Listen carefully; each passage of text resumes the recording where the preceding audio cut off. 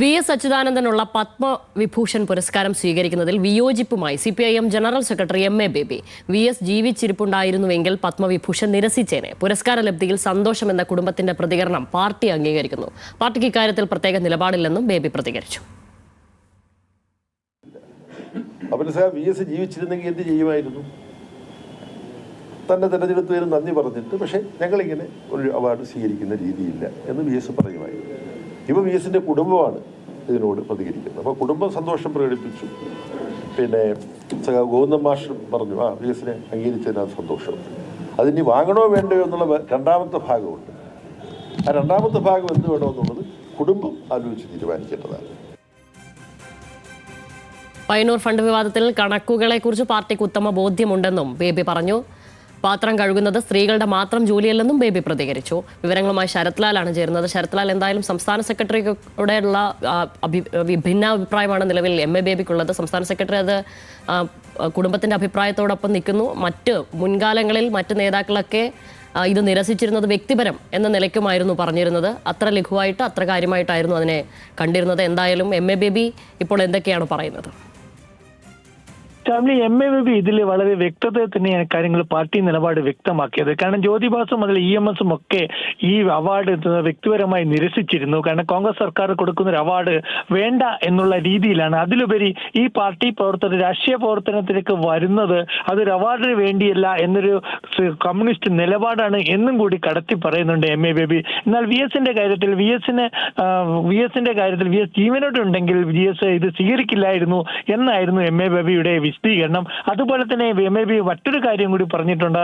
കാരണം M. ലീലാവതി അടക്കമുള്ള T. Padmanabhan അടക്കമുള്ളവർ 90 വയസ്സ് കഴിഞ്ഞു, അവർക്കൊന്നും ഈ അവാർഡ് ഒന്നും നൽകിയിട്ടില്ല എന്നും കൂടി അദ്ദേഹം പറഞ്ഞു വെക്കുന്നുണ്ട്. മൊത്തത്തിൽ CPIനെ സംബന്ധിച്ചിടത്തോളം കുടുംബം നിശ്ചയിക്കട്ടെ, പാർട്ടി നിലപാട് ഇക്കാര്യത്തിൽ പാർട്ടി നേരത്തെ പാർട്ടി നേതാക്കളൊക്കെ എടുത്തൊരു നിലപാടുണ്ട്. അത് അവർ വ്യക്തിപരമായിട്ട് എടുത്താണ്. അങ്ങനെ വ്യക്തിപരമായ നിലപാടെടുക്കാൻ ഇപ്പോൾ വി.എസ്. ഇല്ലല്ലോ എന്നൊരു മറു ചോദ്യം കൂടി അദ്ദേഹത്തിന്റെ മുന്നിലുണ്ട്.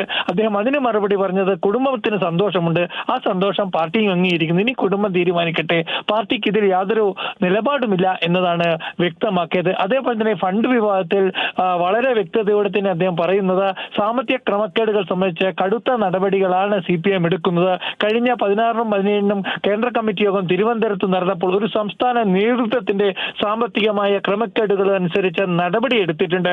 അത് കേന്ദ്ര കമ്മിറ്റിയിൽ താനാണ് റിപ്പോർട്ട് ചെയ്തത് എന്നും വ്യക്തമാക്കുന്നു. എന്നാൽ അതേസമയം ഫണ്ട് കണക്കുകൾ പുറത്തു വിടണമോ എന്ന ചോദ്യത്തിൽ സംസ്ഥാന ഘടകത്തിന് പൂർണ്ണ ബോധ്യമുണ്ട് ഈ കാര്യത്തിൽ കണക്കുകളെ സംബന്ധിച്ച്. അതുകൊണ്ട് തന്നെ കണക്കുകൾ സംബന്ധിച്ച് പൊതുസമൂഹത്തിന് എന്തു തോന്നുന്നു എന്നതല്ല പ്രശ്നം ഉള്ളത്. CPIനെ സംബന്ധിച്ച കണക്കിൽ പൂർണ്ണ രൂപത്തിൽ ജില്ലാ കമ്മിറ്റിയുടെ അഭിപ്രായത്തോട് യോജിച്ചു നിൽക്കുന്നു എന്നാണ് കേന്ദ്ര ജനറൽ സെക്രട്ടറി കൂടിയായ M.A. ബേബിയുടെ അഭിപ്രായം. എന്നാൽ അദ്ദേഹം മറ്റൊന്നും കൂടി പറഞ്ഞു വെക്കുന്നുണ്ട്. ഇത് പൊതുബോധ്യപ്പെടുത്താൻ എന്തൊക്കെയും ചെയ്യണമെങ്കിൽ അത് ചെയ്യേണ്ട ചുമതലയും ജില്ലാ അല്ലെങ്കിൽ സംസ്ഥാന ഘടകത്തിനാണ്. അതുപോലെ തന്നെ താൻ പാത്രം കഴിയത് വലിയ വിവാദമാക്കിയവർക്ക് വളരെ വലിയ ഒരു പരിഹാസവും, അത് ഇലയായാലും എനിക്ക് കഴുകാനൊക്കെ പറ്റില്ലായിരുന്നു, അത് ഇല കഴുകുന്ന പരിപാടി നമ്മുടെ ഇടയിലില്ലല്ലോ.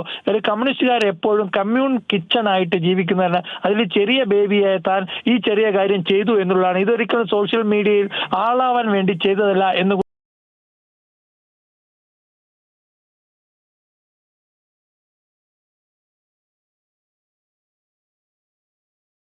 കൂടി അദ്ദേഹം പറഞ്ഞു വെക്കുന്നുണ്ട്.